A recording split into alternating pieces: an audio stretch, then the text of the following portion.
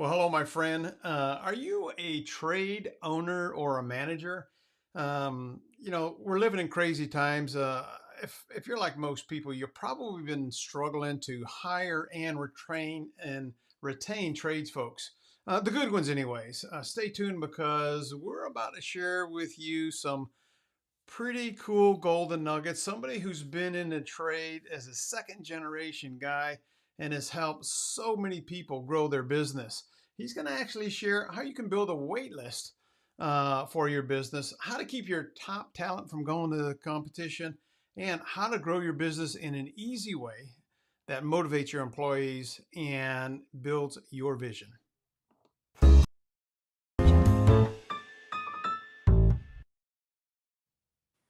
Well, hello, my friend. My name is Terry Petrovic. I'm the president of Team Wow Media, where we help business owners build trust online and boost their sales.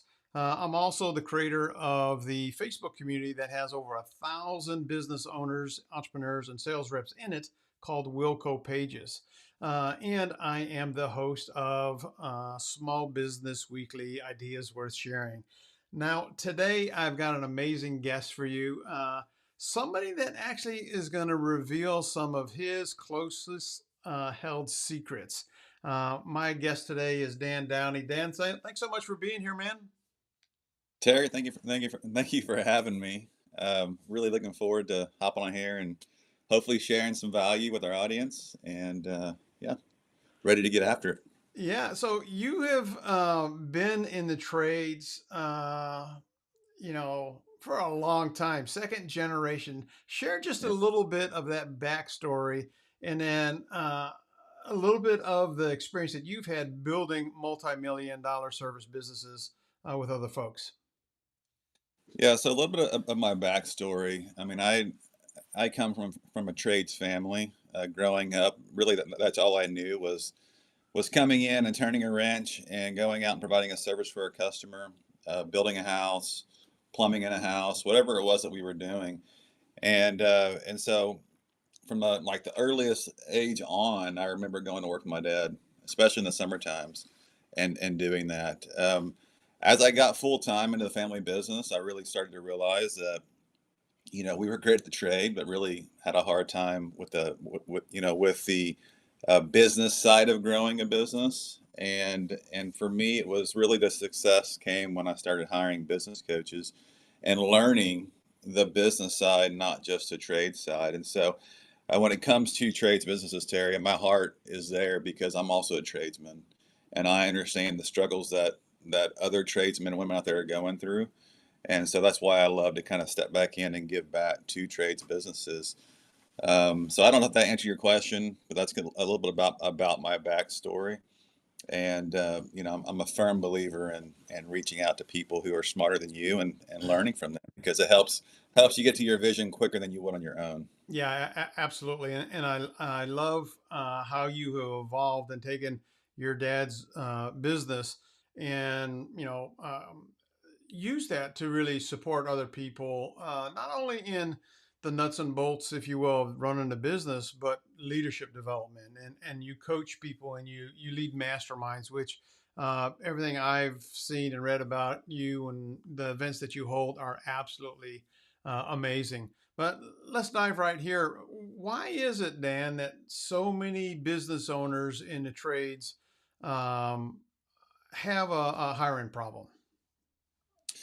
It's a great question, Terry. I mean, really, the hiring problem comes from really just lack of skilled people in the trades industry in general. I mean, for if you think about the previous generations, the last 20 to 30 years, we have been pushed, and I say we, like anybody who's in high school has been pushed into college.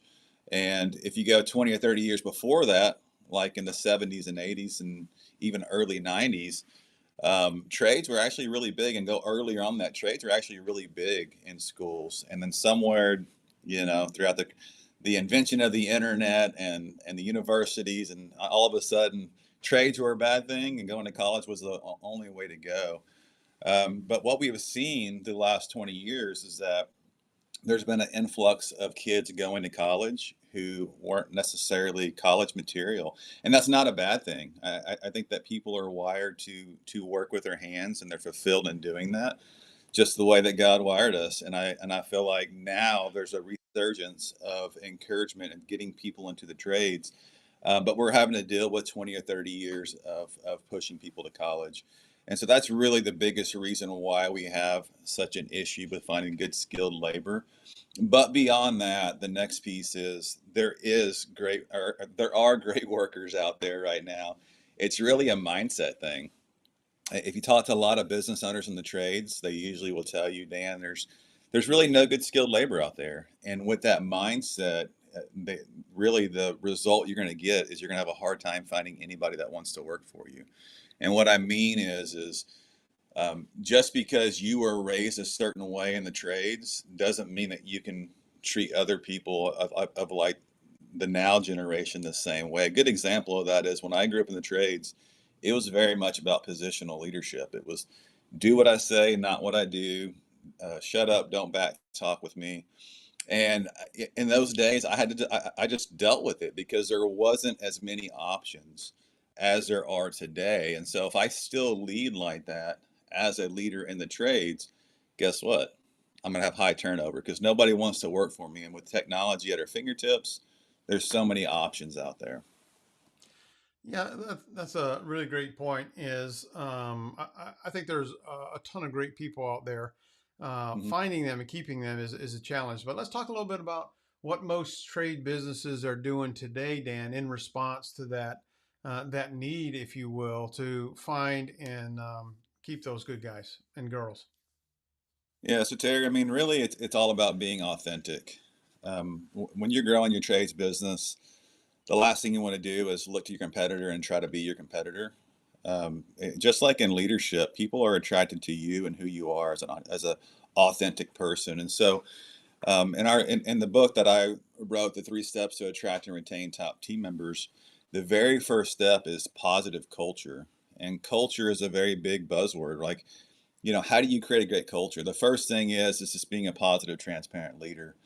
And then the second piece is having a good set of core values in your business that says, this is who I am, this is who we are as a company, and we are going to promote that out there to the world because people will leave businesses for less money if they feel more attached to the core values. I'm not saying that you can go out and pay less money, but what I'm saying is that like the last 20 years, we've been living in this bubble of who can pay the best sign-on bonus, who can pay the more money or the most money. And guess what? There's always going to be a competitor who's paying more money out there. So if that's the way that you're attracting people into your business, it's going to be fleeting because they're going to leave for more money to one of your competitors. So I really encourage the core values, living by those, promoting those, and building great relationships in your business will really help you start to attract and retain those top team members.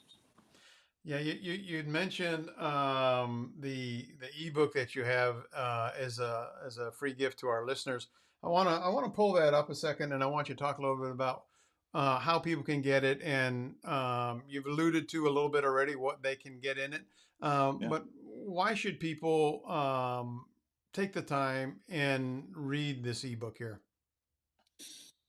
So, I mean, really, when you like going back to my upbringing, I mean, the reason why I'm standing here today teaching what I teach is because I've been doing it over 25 years, and I've made a lot of mistakes, but I've also had a lot of successes. And so, my goal in life is to really help other trades businesses not repeat those mistakes and get to their goals quicker.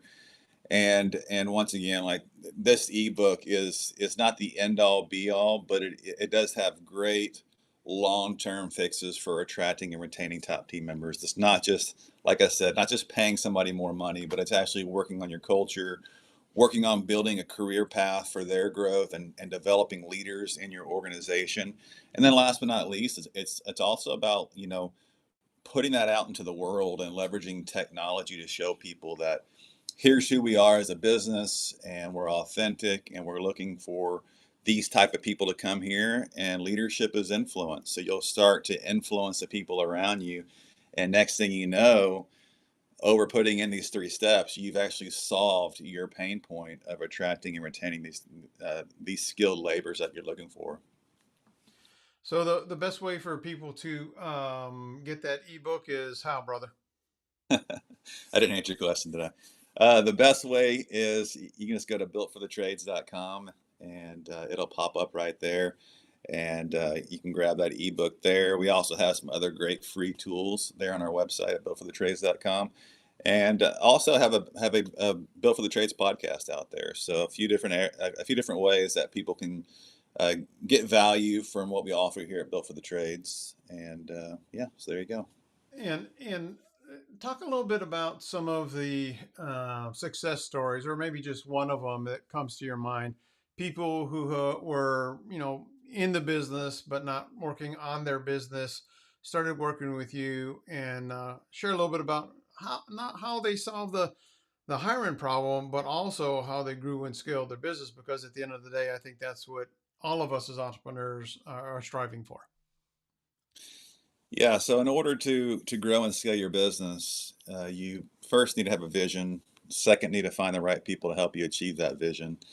And so, a great success story is I had a couple come to me with a small home service business, and their biggest pain point was doing it all themselves, feeling like they couldn't find people around them that were able to think and make decisions, and really they get at the point where they were ready to either sell or just close down their business because they've been doing it a long time and we're just burned out. And just working with clients like that, having them sit down for a couple days and just work on lining out, what does the next 3 years look like for your business. And then once we determine that, I really dive into why they want to achieve that, because it's really, for me, it's about the quality of life, not just about growing and scaling a business. Once we determine that, I'm able to work backwards on setting clear goals and going through my 10 steps to business freedom roadmap that I have to really help clients achieve that. And what they achieved was a growing business, profitable business. They're surrounded now with leaders who know their vision or are going for their vision, and they're able to spend more time with their family. And that was a really big thing. They had grandkids they wanted to spend time with. And so that's one of the big things that we help people do here at Built for the Trades. Well, I gotta say, Dan, I've known you for quite some time. I am not into trades per se, but I love who you are. I love what you represent, and I love the vision that you help people create for themselves. Because I've heard it many, many times, and you are a great example of having a business, creating that culture, and attracting quality people with your vision. It's not about you, but it's about the imprint, if you will, that you leave. So, my friend watching this, if you have any questions for Dan, if anything he said resonated with you, go to builtforthetrades.com. You see his contact information scrolling at the bottom of the screen. He's Mhm. very approachable. He's the real deal, and I promise you this: you will definitely grow your business and scale your business if you lock arms with this guy. So, Dan, thank you very much, brother. Thank you, Terry. All right, my friend. Well, there you have it. Dan Downey, founder of Built for the Trades. I highly encourage you again to get his ebook. It's amazing. Schedule a one-to-one call with him. You'll be very, very happy. So if you know somebody that's in the trades and what we talked about today resonated with you, please share this video. That's the whole purpose of it. What I want to do is I want to bring business owners together and to support each other. And if you haven't joined our Facebook community, it's called the Wilco Pages. I'll put a link around this video, probably up or below it somewhere. But we've got over 1,000 business owners, entrepreneurs, and sales reps in it. It's a no pitch group, but it's a great opportunity for you to network with some of your ideal business partners. Until next time, remember this, my friend. You have a choice. Make it a better than terrific day because you absolutely deserve it. Bye bye for now.